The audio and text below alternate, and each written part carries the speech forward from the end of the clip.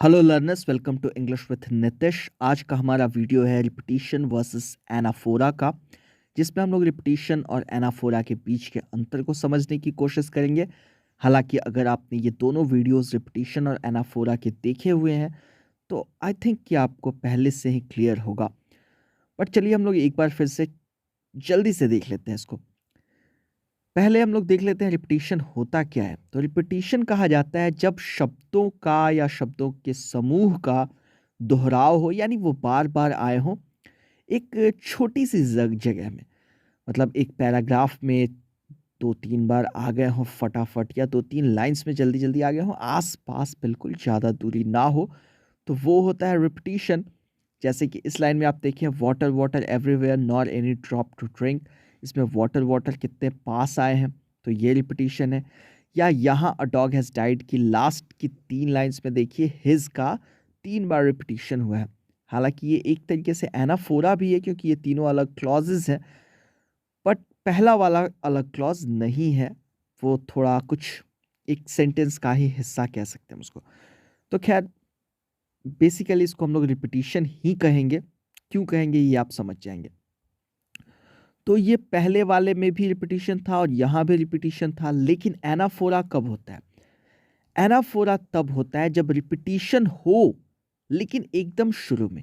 Repetition कहीं भी हो सकता है, लेकिन एनाफोरा के लिए रिपीटिशन जब शुरू में हो तभी। यानी कि हम कह सकते हैं कि एनाफोरा एक तरीके का रिपीटिशन है, ठीक उसी तरह जैसे एलिट्रेशन एक तरीके का कॉन्सोनेंस था।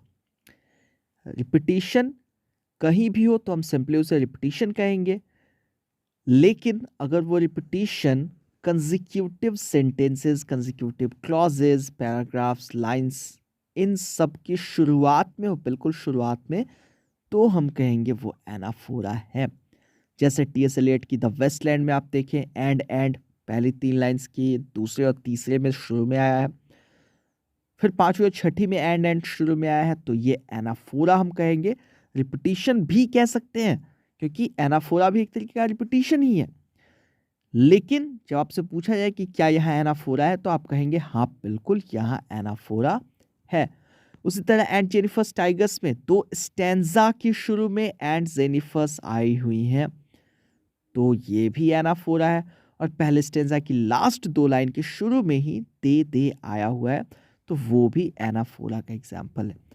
यानी कि अब हमें दो तीन चीज़ें स्पष्ट हो गई कि रिपीटिशन और एनाफोरा दोनों में ही रिपीटिशन होता है शब्दों का या शब्दों के समूह का।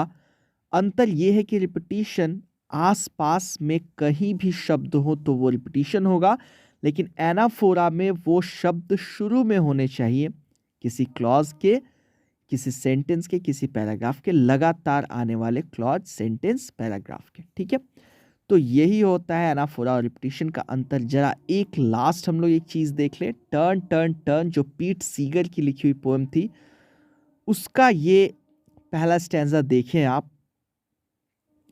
इसमें एनाफोरा और रिपीटिशन दोनों का ही इस्तेमाल है। शुरुआती लाइन में टर्न टर्न टर्न तीन बार आया है, लेकिन वो शुरू में नहीं आया है, तीन लगातार लाइंस के शुरू में नहीं आया है, वो एक ही लाइन में तीन बार आ गया है। तो यहाँ अगर कोई सिर्फ सिर्फ इसको उठा के आपसे पूछ दे कि इसमें एनाफोरा है या रिपीटिशन, तो आप कहेंगे यहाँ रिपीटिशन है। अब इस लाइन को, दूसरी लाइन को उठा के और फिर तीसरी लाइन को आधा कर दिया जाए, यानी a time to be born तक पूछा जाए, तो भी आप रिपीटिशन ही कहेंगे। टर्न टर्न टर्न का तो रिपीटिशन हुआ है, और टाइम टू भी दो बार आया है, एक बार शुरू में तीसरी लाइन के, लेकिन दूसरी लाइन में बस वो बीच में आया है, एंड के बाद आया है। ठीक है, शुरू में तो नहीं है बिल्कुल। तो यहाँ तक रिपीटिशन होगा, लेकिन इसके बाद आप देखें तो एनाफोरा भी आ जाता है।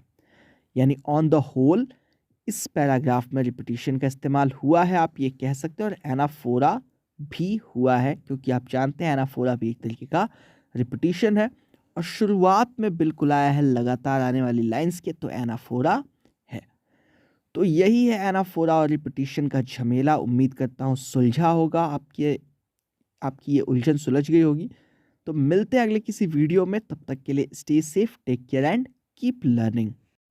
उम्मीद करता हूँ आपको ये वीडियो पसंद आया होगा और लेसन समझ में आया होगा। कमेंट करके हमें ज़रूर बताएं अगर पसंद आया तो, और नहीं भी पसंद आया तो कमेंट ज़रूर करें, क्योंकि आपका एक कमेंट हमें बहुत कुछ सिखा देता है।